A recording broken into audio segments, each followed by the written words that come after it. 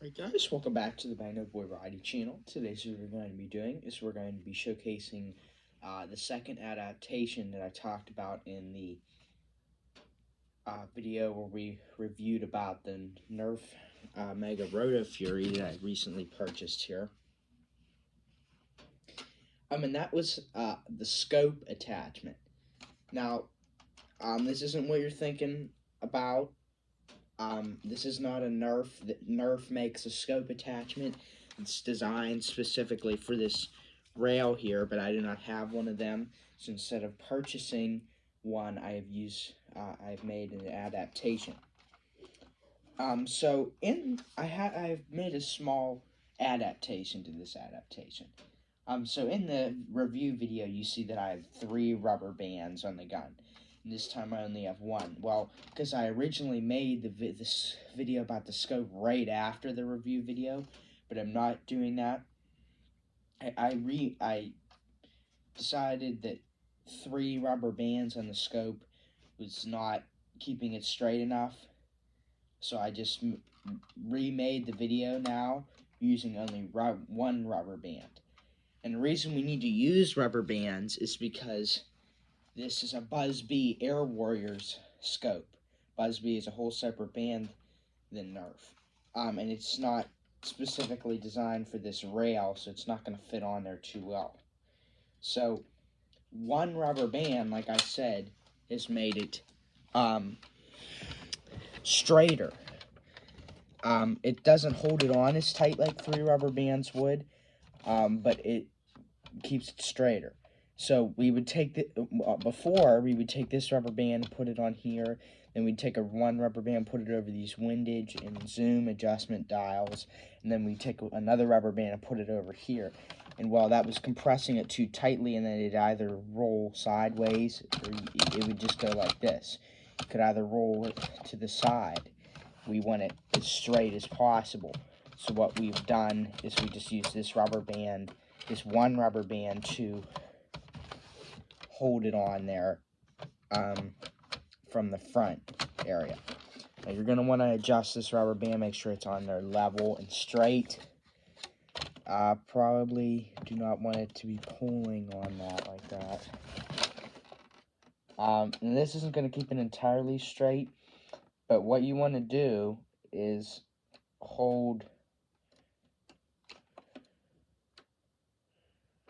the scope on that sight like that. You want to put the crosshair somewhat on the sight. Now, unlike a real scope, this scope does not zoom in at all. It doesn't zoom in your target because it's just a cheap plastic scope. And to be made even the slightest bit accurate, it needs some modifications such as this. When you're putting a rubber band up front like this, you're going to see this little hollow line here. And I'm running my finger across. That's the rail on which the pump to cock the gun runs on. You don't want the rubber band in the way of that because it's just going to get caught in there and it's not going to pump very easily. So you want to make sure it's at least back here where it is. I think probably it's up the farthest that it can be. So I think what I'm going to do is I'm going to pull it down here. Actually, I'm going to move it back a little bit so that I can get it out of the way of the cylinder. So you want to make sure that that's lined up on there. This is a very crude method, but it works. And this really doesn't make the shooting the gun any easier, but where it's at the expense of accuracy, it does help enhance the focusing ability. Do you focus well when you shoot? Because the scope, I put the scope this way on several of my other guns. I even put it on my BB gun that doesn't have a scope. And basically, as you line it up with that sight, it encloses your foresight into a smaller environment. So you're not having it against the open as far as you can see. So it's just putting it in a smaller area there. And another method that that helps you shoot better is squeezing the trigger slowly until you've estimated when the next pressure is going to release a dart. And the same thing applies for a real weapon. I actually have a hunting rifle that has a trigger that works specifically for that. It has a little trigger sticking out of here. You push that in, and then this is the main trigger. Then you know that the next pressure is going to fire the weapon, so you know, all right, I need to focus here, take a breath. I know when the weapon's going to fire, and with this, it doesn't have that, but you can still estimate when the next pressure is. Like right about, when the trigger's right about here, you know the next pressure is going to release a dart. Obviously, this gun isn't cocked, so I'm actually just going to cock it here. And the scope is going to jar a little bit more since it's not tight. But all you got to do is just adjust the crosshairs so that they're somewhat in the middle of that sight. So if they're a little bit off, just adjust it. And then, like right here, now, next pressure is going to release the dart. So that's going to help. And this is basically just to enhance your focus. So we're getting a little bit lengthy here into the video. So what I'm going to do is we're going to start shooting at targets. At the end of the review video for the Nerf Rotofury, I obviously did a range showcase, or I showcased the range of this weapon. We're going to want to keep that in mind.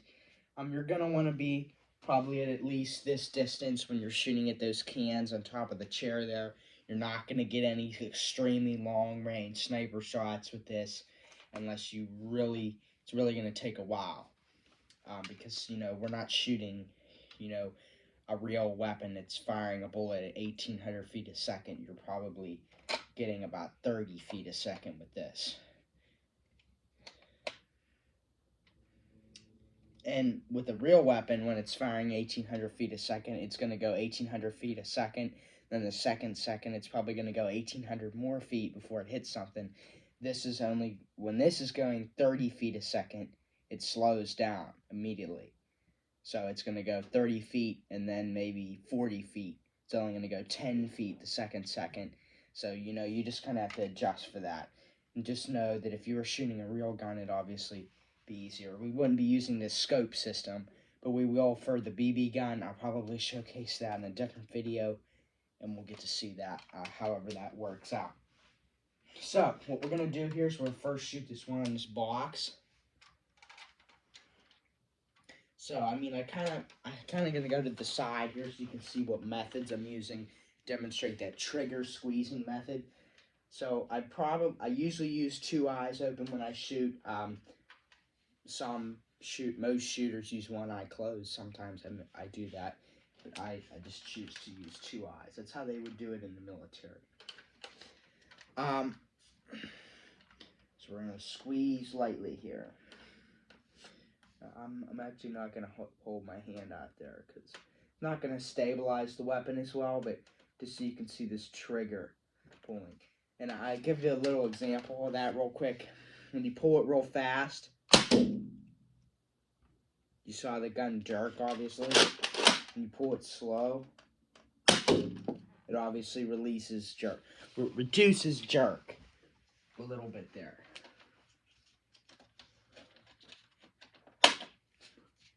Alright, I'm going to cock it again.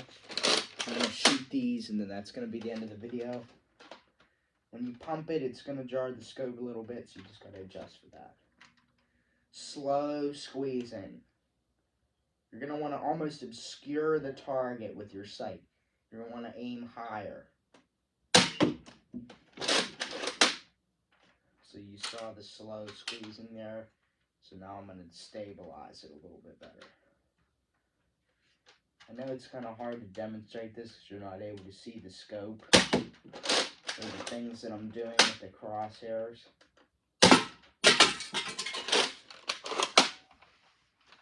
Hit that box, that should just be easy. Didn't really need to do much there. Now for this, it's not as easy as it looks. So it's just, obviously, if you're going to do this, you'll obviously figure out how it works.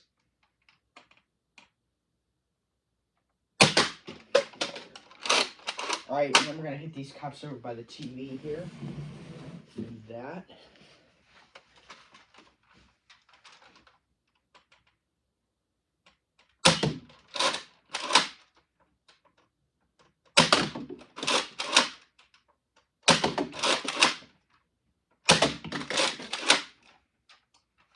And we emptied our chamber just in time there. So it does offer a very generous ammo count for things like this where missing a couple times is very possible. So that's going to be it for today's video, guys. So please leave a like and subscribe.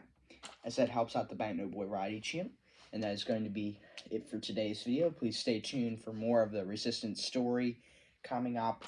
And that is that. And then obviously when I usually take the scope off after every use. So you just, obviously, I'm just going to move the rubber band up here and just keep it on there for when we get ready to put the scope on again. So please like and subscribe like I said, and that will be it for today's video.